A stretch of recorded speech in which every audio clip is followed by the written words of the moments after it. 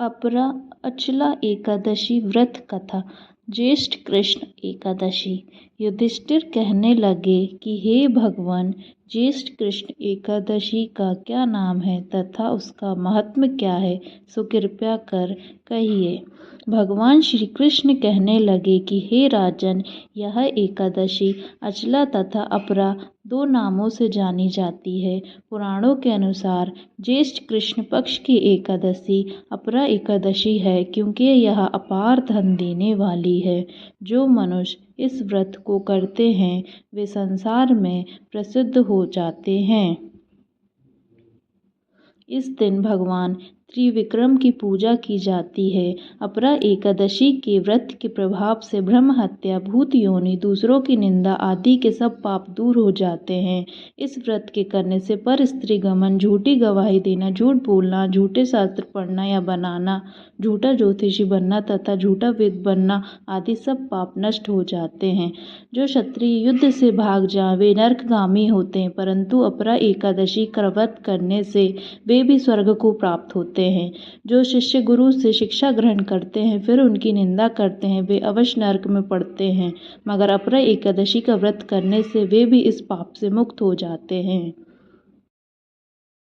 जो फल तीनों पुष्कर में कार्तिक पूर्णिमा को स्नान करने से या गंगा तट पर पितरों का पिंडदान करने से प्राप्त होता है, वही अपरा एकादशी का व्रत करने से प्राप्त होता है।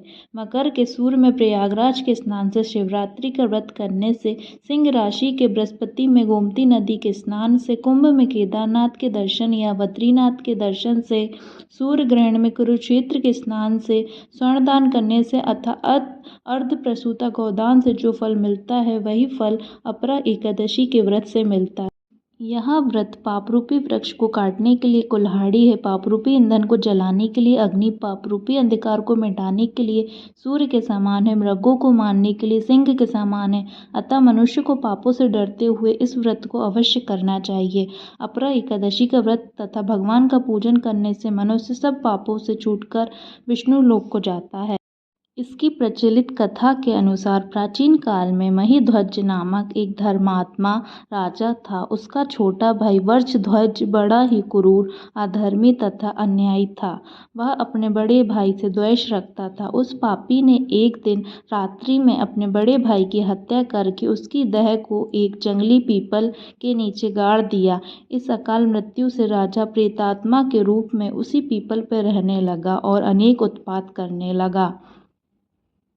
एक दिन अचानक धौम्य नामक ऋषि उधर से गुजरे। उन्होंने प्रेत को देखा और तपोबल से उसके अतीत को जान लिया। अपने तपोबल से प्रेत उत्पात का कारण समझा। ऋषि ने प्रसन्न होकर उस प्रेत को पीपल के पेड़ से उतारा तथा परलोक विद्या का उपदेश दिया। दयालु ऋषि ने राजा की प्रेत योनि से मुक्ति के लिए स्वयं ही अपरा अचला एकादशी का व्रत किया और उसे अगति से छुड़ाने को उसका पुण्य प्रेत को अर्पित कर दिया। इस पुण्य के प्रभाव से राजा को प्रेत योनि से मुक्ति हो गई। वह ऋषि को धन्यवाद देता हुआ दिव्य देह धारण कर पुष्कर विमान में बैठकर स्वर्ग को चला गया।